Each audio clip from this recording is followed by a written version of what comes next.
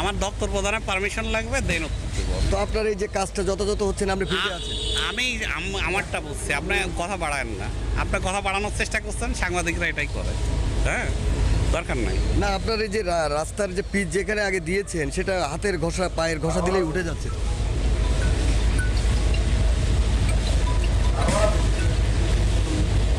কি বলবেন? কাজটা তো যথাযথ হচ্ছে না। আপনি ঘটনাস্থলে রয়েছেন, তো আপনার দায়িত্ব এটা দেখার, তো কি করছেন আপনি?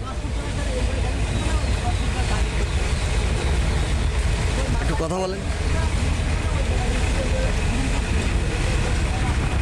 তাহলে আমরা কি বলবো কাজটায় অনিয়ম দুর্নীতি হচ্ছে?